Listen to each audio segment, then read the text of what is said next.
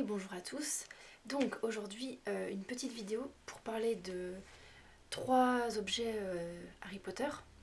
Enfin il y en a un qui ne concerne pas vraiment Harry Potter mais qui va rentrer dans le cadre de la chaîne quand même. Donc première chose, il y a 2 semaines j'ai été dans une brocante donc dans ma commune. Et donc je suis allée voir s'il y avait des objets Harry Potter. Et donc je me suis rendu compte qu'en fait il y a très peu de choses puisque je pense que les gens gardent leurs objets Harry Potter et notamment les livres, les DVD, tout ça. Et il y a très peu de choses, il faut vraiment fouiller. Et donc la seule chose que j'ai pu trouver et que je n'avais pas, puisqu'à l'époque j'étais encore assez petite, c'est le jeu de cartes à collectionner et à jouer. Donc c'est ce jeu là. Donc peut-être qu'il y en a parmi d'entre vous qui en ont. Alors moi je les avais déjà vus, mais j'en avais jamais acheté ni eu en ma possession. Et donc il y a à peu près, j'ai pu avoir à peu près donc ça comme carte.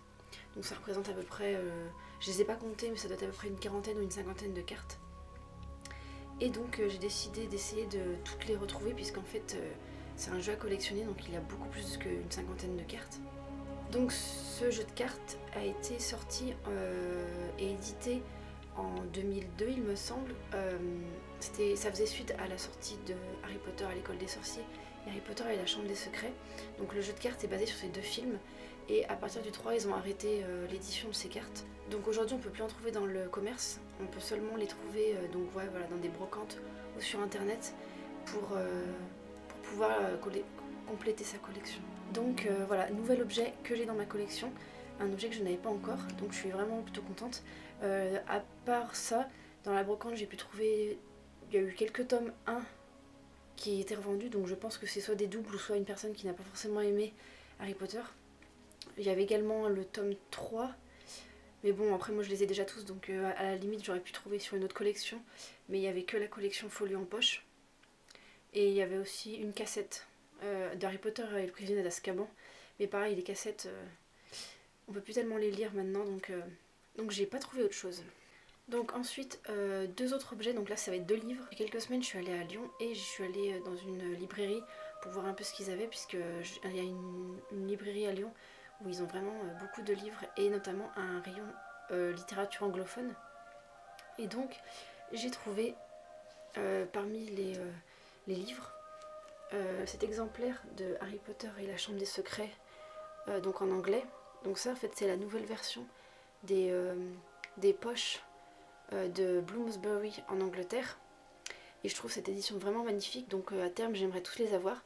Là j'ai acheté le 2e, puisqu'en fait je suis en train d'acheter les livres en anglais, et il me restait plus que le 2 et le 5 à trouver. Et donc j'ai pris le 2, donc maintenant il me reste plus que le 5 à trouver. Et ce que j'aime beaucoup dans cette édition, c'est que bon, déjà j'aime beaucoup les illustrations. Et à l'intérieur, notamment au début, vous avez, alors voilà, un plan de Poudlard avec le lac, la forêt interdite.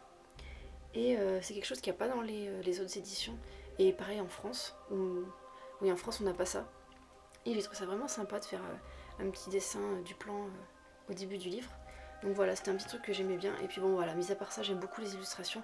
Vous devriez regarder aussi les autres éditions, donc pour les autres livres, qui sont vraiment très belles également. Puisque j'aime pas les nouvelles éditions françaises, donc je les ai pas achetées et je les achèterai jamais je pense. Mais en revanche, les anglaises, elles sont vraiment très belles. Donc voilà, j'ai acheté le numéro 2 en anglais. Et donc l'autre livre que j'ai acheté, donc là par contre c'est pas vraiment Harry Potter, même pas du tout. En revanche c'est écrit par Joanne Rowling, c'est Very Good Lives. Donc ça en fait c'est donc c'est pas également en anglais. C'est un discours qu'elle a fait pour les étudiants qui ont été diplômés à Harvard. Donc c'était en 2008 il me semble. Et donc j'avais envie de l'acheter. Donc bon, faut savoir que le prix est assez élevé entre guillemets pour le contenu, puisqu'en fait c'est juste un discours donc qu'elle a pu faire et donc on peut trouver sur internet. Et donc l'intérêt en fait à l'intérieur c'est qu'il est illustré et les illustrations elles sont plutôt sympas. Moi j'ai bien aimé, c'est très agréable à lire. Donc voilà, vous avez à chaque fois entre guillemets un rapport avec ce que vous pouvez lire sur les 2 pages ou la page par rapport à l'illustration qu'il y a en dessous. Et donc voilà, vous avez donc le discours avec les illustrations. Le point très fort de ce discours, c'est que c'est un peu une source entre guillemets d'inspiration et de motivation en fait, puisqu'elle parle des avantages d'un échec qu'on peut rencontrer lorsqu'on est étudiant ou même plus tard, ça peut s'appliquer à plus tard, et également l'importance d'avoir de l'imagination. Et je pense qu'en fait, avoir ce discours sous la main et le relire quand par exemple on a un coup de blues ou des soucis personnels par rapport à un échec qu'on a pu rencontrer, lire ça, ça redonne de la motivation. Et vraiment, c'était... Quand je l'ai lu moi, j'ai trouvé que c'était vraiment, toujours avec des mots justes, c'est vraiment expliqué de manière sans jugement. Et vraiment, j'ai trouvé ça super intéressant. Alors bien sûr, il faut y mettre un petit peu le prix. Il me semble que dans la librairie où je l'ai acheté, ça devait être 14 euros, quelque chose comme ça. Donc c'est vrai que pour un discours qu'on peut trouver sur internet, c'est un peu beaucoup. Et c'est plus cher qu'un tome par exemple d'Harry Potter en folio. Mais le discours en lui-même est vraiment très intéressant. Et moi j'ai beaucoup aimé les illustrations. Donc c'est pour ça que je l'ai acheté. Donc voilà. Si vous avez des questions par rapport à ce livre, vous pouvez demander, même aussi par rapport aux deux autres objets que je vous ai parlé. Donc pour ce qui est de la prochaine vidéo, je ne sais pas encore à laquelle je sortirai. J'en ai quelques autres à vous présenter, notamment j'en ai une pour vous parler de la baguette de Hermione que j'ai pu avoir en réduction à Noble Collection. Donc je vais essayer de vous la présenter.